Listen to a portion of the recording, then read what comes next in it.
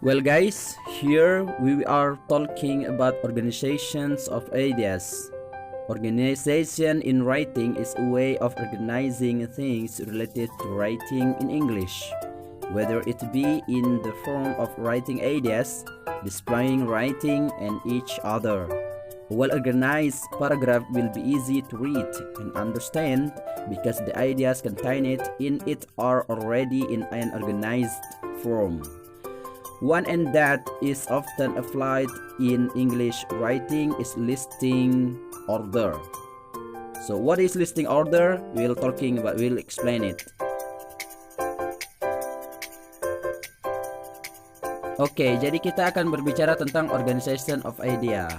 Apa itu organization of idea? Organization of idea itu adalah bagaimana cara kita mampu menganalisis atau menalar tentang ide-ide pokok yang disajikan penulis di dalam tulisannya. Dalam writing itu sendiri ada beberapa hal yang dapat dijadikan sebagai patokan organization of idea, baik itu dalam writing idea, displaying writing dan lain sebagainya. Sebuah paragraf yang sudah tersusun dengan baik akan mudah dipahami oleh penulis dan pembaca karena ide-idenya sudah tersusun secara rapi di dalam tulisan tersebut dan memiliki sangkut paut satu sama lain. Dan salah satu contoh yang paling sering digunakan dalam organization of idea adalah listing order. Nah, lalu bagaimana cara kita membuat listing order?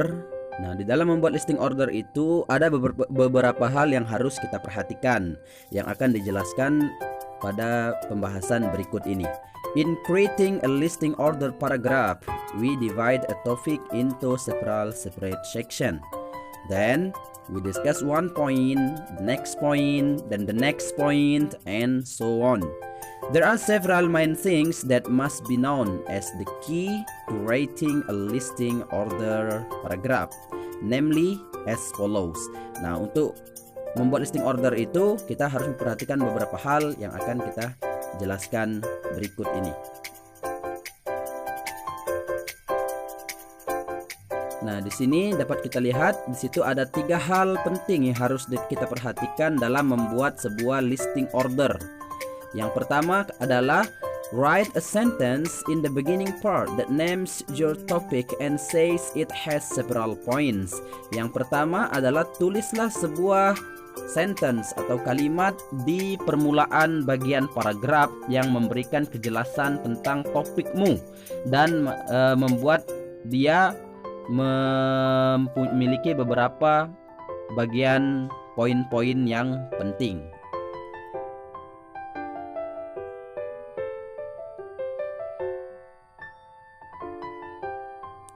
Lalu kita lanjutkan pada pembahasan yang kedua, pada poin kedua. Yang kedua adalah write about each point separately.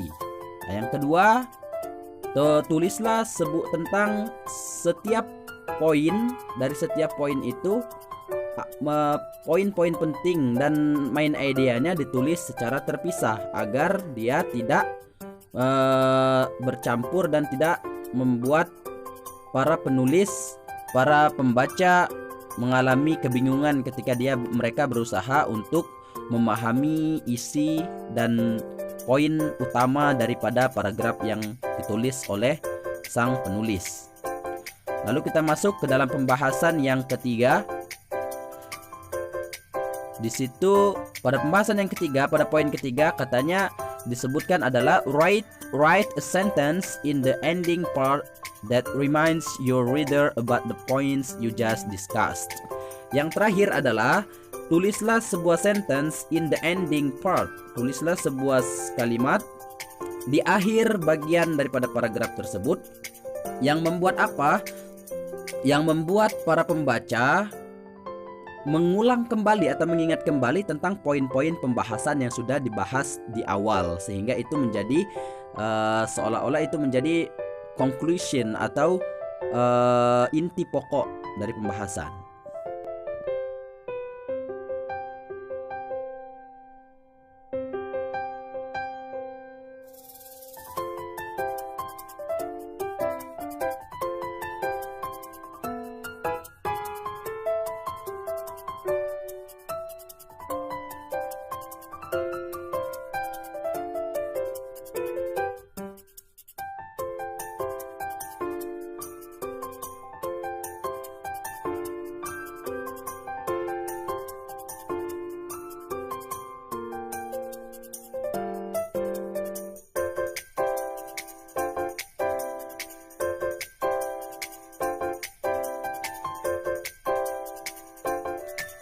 di dalam mencari organization of idea itu ada beberapa kata kunci dari kata kerja yang harus kita hafal dan kita pahami. Seperti misalnya provide yang artinya menyediakan, lalu ada atau memberikan, lalu ada define artinya mendefinisikan atau mengartikan, lalu outline menguraikan, debate menyangkal, dan refute menyangkal, debate mendebat, dan lain sebagainya. Kata kerja ini perlu untuk kita pahami dan kita hafal karena biasanya akan keluar sebagai kata kunci dalam mencari organization of idea. Adapun di dalam membuat paragraf itu sendiri, di dalam writing, menulis sebuah paragraf, kita mempunyai beberapa hal atau beberapa part bagian yang perlu kita ketahui dari paragraf itu sendiri, bagian-bagian paragraf. Part of paragraphs in writing English. A paragraph generally has three parts, namely as follows. Sebuah paragraf biasanya memiliki 3 bagian yang disebutkan sebagai berikut. Bagian pertama disebut dengan topic sentence atau main idea. Lalu kedua disebut supporting sentence, topik atau kalimat pendukung, dan ketiga adalah concluding sentence atau kalimat yang menjadi ulasan. Yang pertama adalah topic sentence. Topic sentence itu adalah kalimat yang menjelaskan tentang pokok utama daripada pembahasan dalam sebuah paragraf, maka dia disebut sebagai topic sentence. Dia yang menjelaskan pokok pertama yang paling sering disebut dan dijelaskan di dalam sebuah paragraf itu adalah topic sentence. Atau dia juga topic sentence biasanya juga sebuah kalimat yang sudah mencakup main idea dalam sebuah paragraf. Jadi orang akan langsung mengetahui dan mendapatkan ide utama ketika mereka sudah mampu memahami apa itu topic sentence. Lalu berikutnya ada concluding sentence.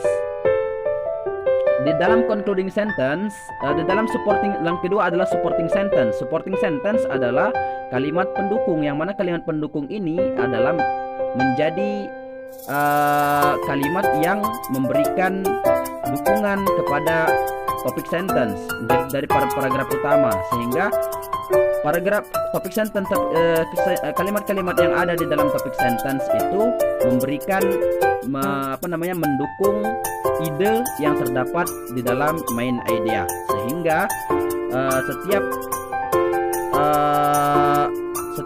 kalimat di dalam supporting sentence itu akan selalu selaras dengan apa yang terdapat di dalam main idea, karena dia berfungsi sebagai support atau pendukung. Lalu yang terakhir adalah concluding sentence. Concluding sentence adalah kalimat yang mengulas semuanya. Conclusion. So the organization of ideas is collection of the author's ideas that are in each paragraph. To find out, we have to recognize some of the characteristics of these ideas, such as talking about what paragraphs are or whether there is a relationship between one paragraph and another. Then we need some media that can help in analyzing the interaction of the ideas outlined in the writing by memorizing or studying some common verbs which are usually used as keywords in analyzing them.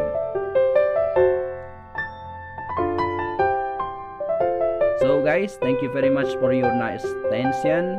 I'm Speak Helmi. The last I say, thank you very much. See you next time. Hasta la vista. Wassalamualaikum warahmatullahi wabarakatuh.